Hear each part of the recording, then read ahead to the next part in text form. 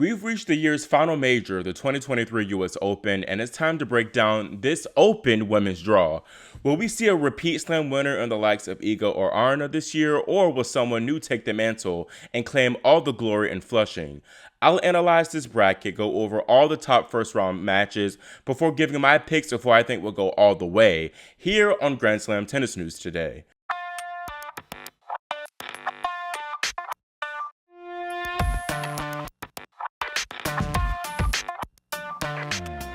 Hi, my name is Christian Bassnine, and you're watching Grand Slam Tennis News today. Before I look at this draw, I want to briefly go over the top storylines heading into this tournament. Aryna Sabalenka has another opportunity to take this top spot from Iga Swiatek, and her task this time around is as easy as it's ever been. Iga has to do one round better than the Belarusian in order to keep her spot here. Next, Aryna Sabalenka returns to the Big Apple for the first time since 2019, coming out of retirement at Montreal and Cincy, where she went 1 and 2. And then lastly, doubles partners Jessica Pegula and Coco Gauff have a solid shot at making their home country proud, winning 1,000 titles in Montreal and Cincy. Unfortunately, those two are drawn in the same section. And then lastly, we have a solid shot at seeing a first-time winner here in New York, as Iga, Bianca, and Sloane are the only 3 women to lift the trophy here. Looking at Swiatek's projected path to the final, she'll open against Rebecca Pedersen and could then get Daria Saville in round 2, Elisabetta Cocciaretto in the 3rd, Veronika Kudermetova in the 4th, Coco in the quarters, Elena Rybakina in the final 4, and Sabalenka in the final. Now, Iga's draw looks very good to me. I don't really see her being challenged at all in this first week, as most of her opponents lack the weapons to challenge her. Shout out to women and girls champion Rybakina, who won the girls 18th nationals to get a wild card here. Clervy's first round against Saville will actually be her first tour main draw match in her career. Iga overall has had a solid hardcourt swing, by the way. She won Warsaw, her home country, in Poland, which was the 250, and she made the semifinals of 2 1,000 events in Montreal and Cincinnati. Looking down at this draw, I still don't see many challenges for the Polish woman, as the other highest ranked woman, Veronika Kudermetova, isn't hitting on much. Kudermetova lost to Venus in Cincy in straight sets, playing god-awful tennis, not to take anything away from V, by the way. Elisa Cornet beat Swiatek before in a major, but the French woman looks past her prime right now. Elena Ostapenko will be Iga's biggest threat in this quarter, but the Latvian tends to struggle early on in the slams. She also has a difficult opener against 35th ranked Jasmine Paolini, who I'm picking to upset her. The Italian has been making big moves lately, reaching the final in Palermo, in quarters, and Cincy, and I think she definitely has the game to take down Elena. Overall, Iga will be very happy with this draw because most of these matchups will be in her control. I'm taking her to move through to the quarterfinals pretty comfortably. Now, Coco's Gauff section looks a bit bare right now, not gonna lie, as 5 qualifying spots still need to be filled, and Gauff herself will start against one. We see that the 6th seed could once again face 16-year-old Mira Andreeva in the second round. Andreeva didn't make the second week at Wimbledon, but she didn't look that great in Cleveland, where she lost to Sloane Stephens in straight sets. American Danielle Collins is a potential third-round matchup for Coco, and while Danielle has looked a bit better this summer, Gauff should still come through that no problem. Same thing if she faced Elisa Mertens, to be honest. Up top, things are a bit more interesting as slam champs Petra Kvitova and Caroline Wozniacki could clash in round 2. Those two have played 14 times, with Kvitova winning 8 of those affairs. Kvitova might be the favorite on paper to make the second week, as she ate that one little thing earlier in the year winning Miami. However, she does have slight physical question marks, while Jen Brady, who is playing here for the first time since making the semis in 2020, has been rounding into form since returning this summer. I actually tout her to progress to the 4th round and face Coco, and there I have the 6th seed move through to the quarterfinals. 4th seed Elena Rybakina will start against Marta Kostyuk and could then get Ayla Tomljanovic in round 2, Kirstea in the 3rd, Belinda Bencic in the 4th, Sakkari in the quarters, Swiatek in the semis, and Sabalenka in the final. Elena's draw definitely doesn't look great, mostly due to that tricky opener against talented Ukrainian Marta Kostyuk. Kostyuk, by the way, has had to face 3 top 10 players in slam first rounds this year, so the draw gods have definitely not been smiling in her favor. Rybakina is a question mark for me, honestly, as injuries have impeded her progress throughout the season.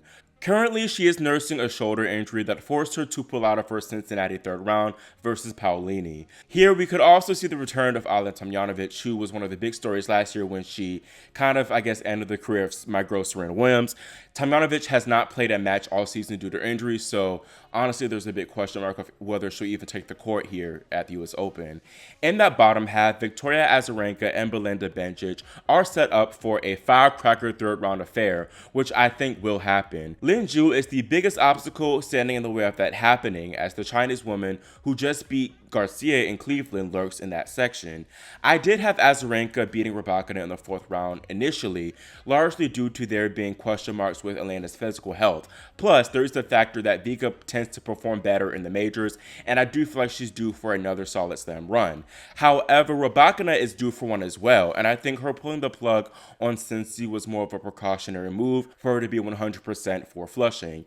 If she is 100% this slam, she should move through to the quarterfinals. Maria Sakkari rounds out the final section in the top half, and I think the 8th seed will be extremely happy with her draw. Sakkari, by the way, hasn't made it past the third round at a major this entire season, but I think she has a very solid shot with her projected seed Kalinina looking a bit out of sorts. Now, Maria could face Chinese woman Jingyu Wang in the third round, who eliminated her in Flushing last year. Still, I don't foresee even Sakkari messing this opportunity up, and I have her moving through to the second week. Up top, Karolina Muchova and Beatriz Haddad Maia are projected to meet in the third round, but the Brazilian has a tricky opener in 2017 champion Sloane Stephens, who has been playing solid this summer.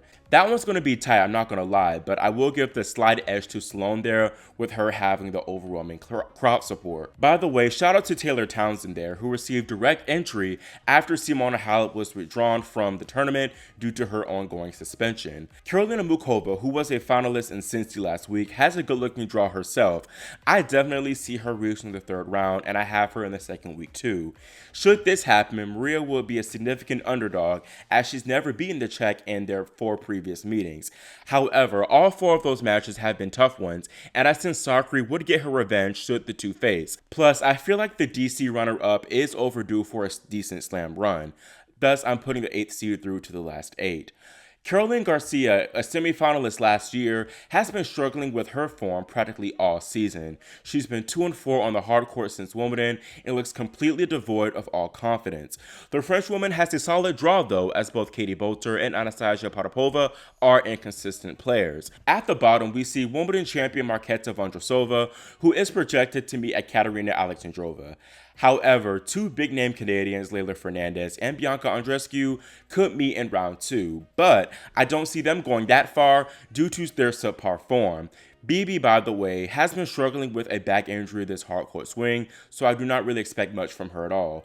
I could see Alexandrova honestly moving through to make the quarterfinals, but I will side with the Czech in this case as her draw looks comparably easier. Third seed Jessica Pegula has the most difficult draw in my opinion out of all the top players. She opens against Camila Giorgi and could get Elena Svitolina in the third round, Lyudmila Samsonova in the fourth, Garcia in the quarters, Sabalenka in the semis, and Swiatek in the final. I honestly feel like a tough draw was deserving for Jess, considering the fact that she didn't have to play a single seed at Wimbledon where she lost in the quarterfinals. The big question on everybody's mind is whether Pegula can get over the hump and actually win a slam quarterfinal, as she's been 0-6 at this stage. Giorgi in round 1 looks tough on paper, but the American steadiness should get her through that one pretty fine. Svitolina in round 3 would be a significant challenge, but Jessie did beat the Ukrainian in the DC quarterfinals a few weeks back. Plus, Elena withdrew from Cincy due to an injury. Speaking of players with injuries, Maddie Keys is a little bit of a question mark too, as she sustained a hip injury in Montreal. Speaking of Montreal, the finalist from there, Lyudmila Samsonova, is at the top of this draw here, and she's been playing very well this summer, also making the DC semifinals.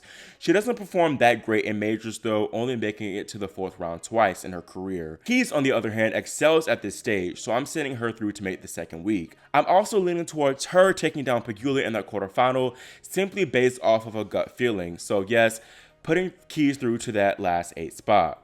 Next, 5th seed Ons Jabeur has been blessed with a good draw, as Czechs Lena Noskova and Marie Boskova are a little bit wishy-washy overall, although Noskova did beat Jabeur in Adelaide earlier this year. Qinwen Zheng is still a little bit consistent, and then Krejcikova is in terrible form really at the moment. I am more confident in Qinwen's prospects of making it through to the second week and face Jabeur, and if she does bring her game, I could definitely see her pulling off the upset. However, I believe Ons, who was our finalist here last year, is the overall more steady and complete player, and thus pick her to move through to make the quarterfinal. Second seed Aryna Sabalenka will start against Marina Zanevska and could get Karolina Pliskova in the third round, Daria Kasatkina in the fourth, Ons Jabeur in the quarters, Pegula in the semis, and Iga in the final. At the top, 3 American stars jump out to me, and Alicia Parks, who faces Daria Kasatkina, and then Kenin, who meets Anna Bogdan, and lastly, Venus Williams, who faces Paula Badosa. I actually think Venus has the best shot of advancing here, as her opponent, Paula, has been struggling with injuries all season.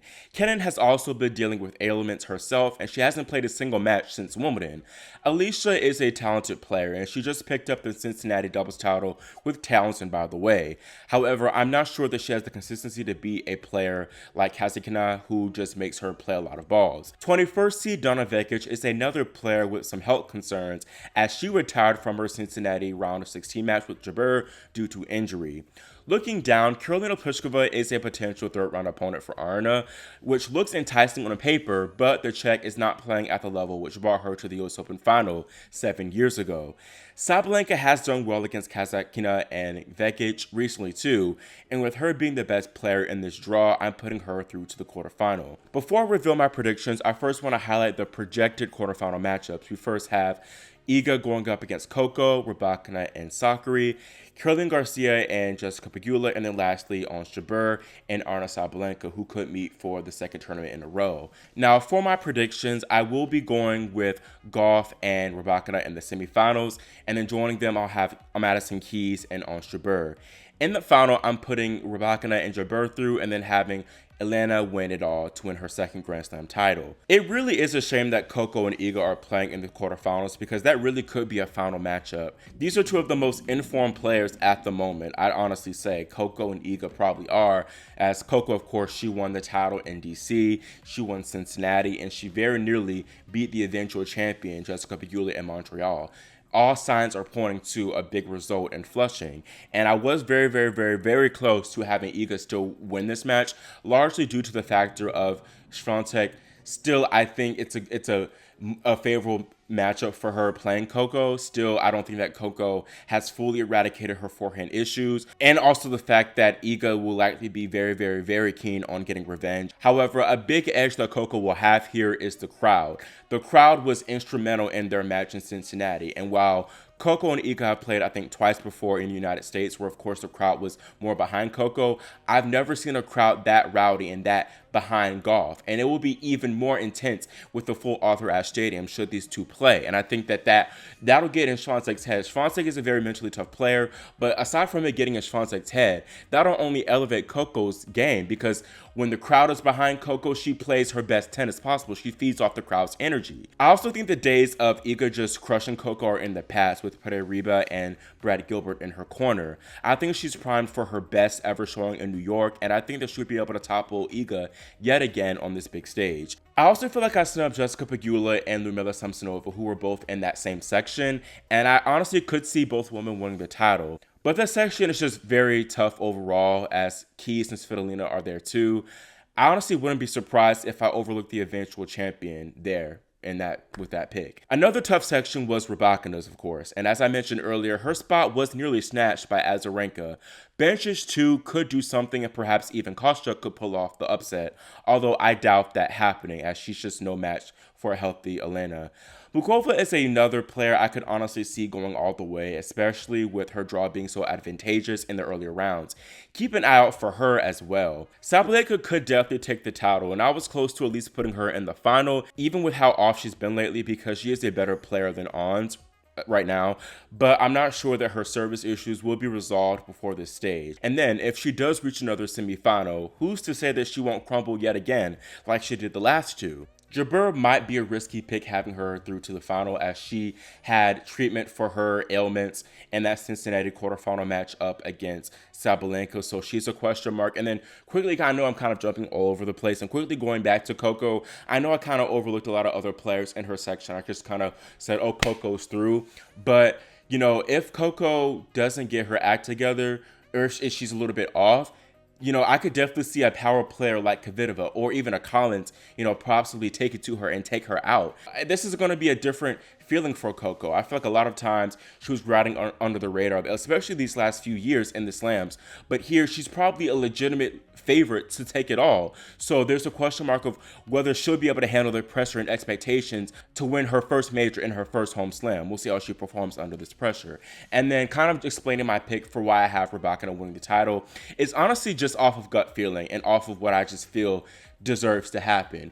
Elena, she's been honestly, probably the third best player this season overall, in my opinion. And of course, the season isn't over, but I just feel like she's overdue for a slam. She's won 2 1,000 titles. She made the final of Miami. She honestly could have won Montreal if the scheduling wasn't so messed up.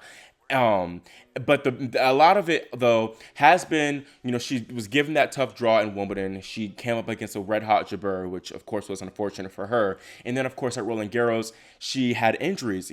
That's the big thing for me. It's not whether people can beat her, it's injuries and whether her body will be able to hold up. And long story short, I feel like if her body will be able to hold up, she could definitely lift her second Grand Slam title, which I foresee happening here. That's all I have for my preview and predictions, and let me know if you agree with my pick of having Elena take it all and raising the title in Flushing. If you don't agree with my pick, who do you have coming through to make the final and ultimately win it all? Leave your picks in the comment section below. Also, make sure you subscribe and click the notification bell so you're notified whenever I post the Men's US Open preview. Thanks for watching, and I'll see y'all next time here on Grand Slam Tennis News Today.